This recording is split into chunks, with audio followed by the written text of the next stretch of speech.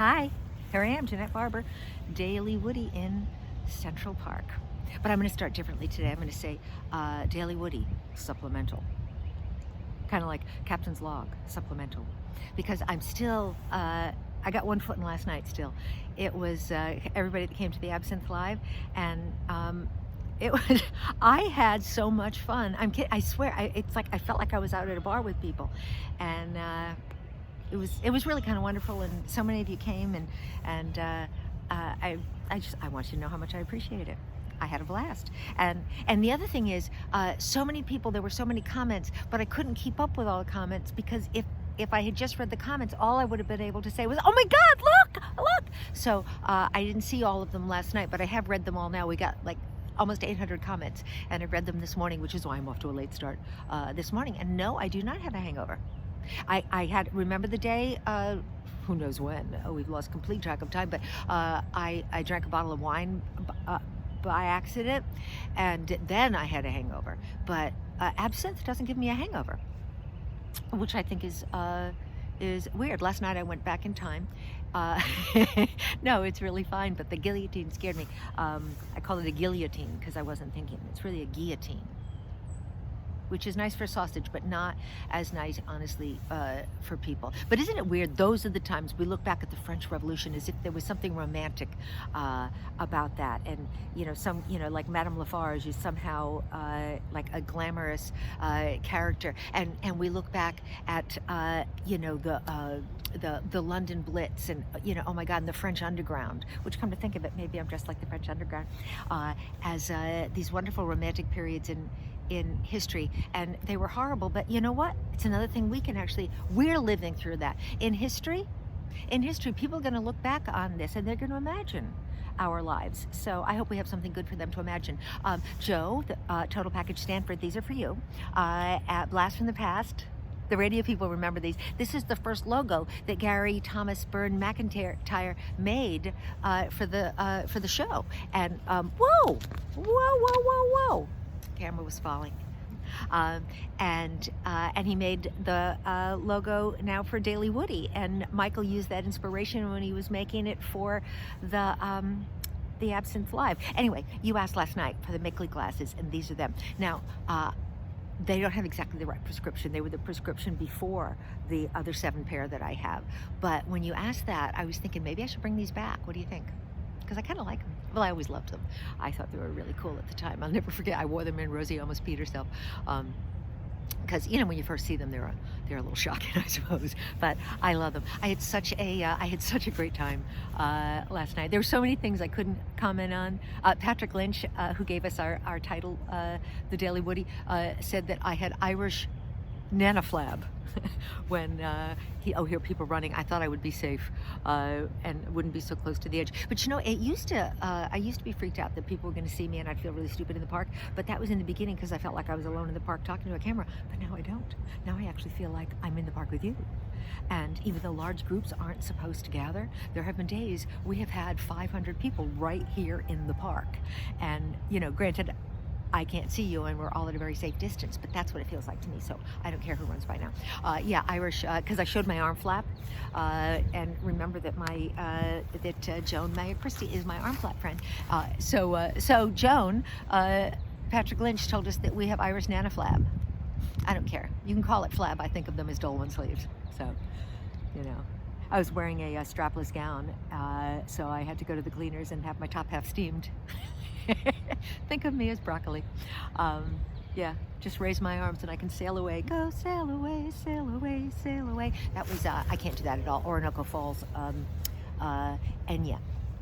But it was cool because I saw people that I saw, some people came that I couldn't believe. Debbie Kasper, a comic and a writer and one of the most brilliant writers I know. And she showed up. I almost honestly peed. That was so exciting. And who came? Edwin Tores. Edwin Tores is a journalist in Leyte, Philippines that I met when I was there. And I see him on Facebook sometime. And when he showed up, it was amazing. Fran came. So many. I mean, all of you came, but people I haven't seen in years that aren't part of a regular group showed up. And how excited were you when Jeannie showed up? that was really, oh, that was so good.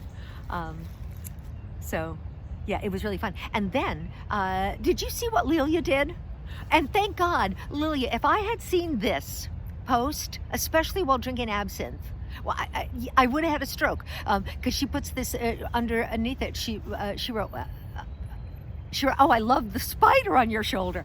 Now, in my weakened state last night, if I had seen that and if I had believed that there was a spider on my shoulder, I would have knocked everything down in the room, because I cannot abide spiders. I can take snakes. I think I said this last night. I one time when I first met Rosie, I coiled a corn steak on my head, had it over my shoulder because she hates them. So I thought that would be naturally a fun thing to do. Rats, you see them in some way, they're cute, honestly, cute little furry things. They can't help it.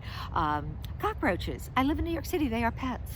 I don't have them anymore, but there have been times. Oh, I could tell some cockroach stories, and maybe I will, but right now I am focusing on Leila and her cruelty to put spider. There is lizards. I'm good with lizards.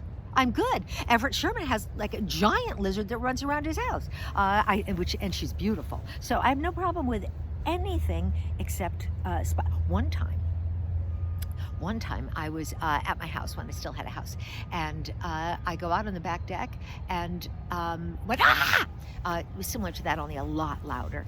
And I ran back in and closed the doors. I locked the doors. Like, I think the spider that was on that back deck, that was the size of a freaking baseball, was going to be able to get in. It was the biggest thing I have ever seen in the world of spiders. It had drumsticks. It was that kind of big. It was, honestly, it was really horrible.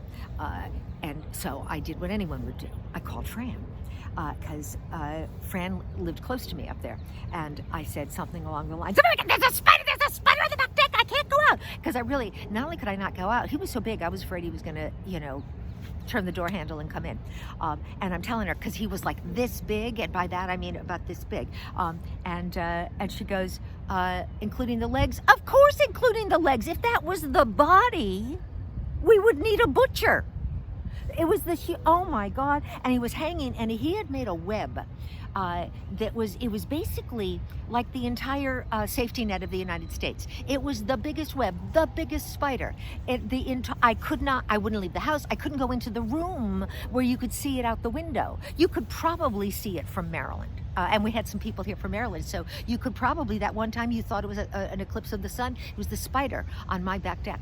So, and Fran, because Fran's not afraid of anything, she goes, oh, I'll come kill it for you. It's like, oh my God, are you serious? I'm going to lose my friend. I hope that she is not killed, because I'm not going out with her. So, and she came, and she was like making fun of me, but she, went on the back deck with her spear and took care of that. Did you see that thing in the news a while back? Someplace, maybe it was in Virginia, they were serving tarantula burgers.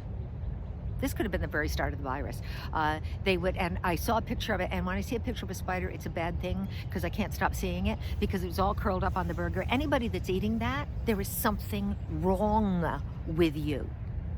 Definitely. If you're eating cooked, boiled spiders. So thank God for Fran. Or I would have just sold the house right then.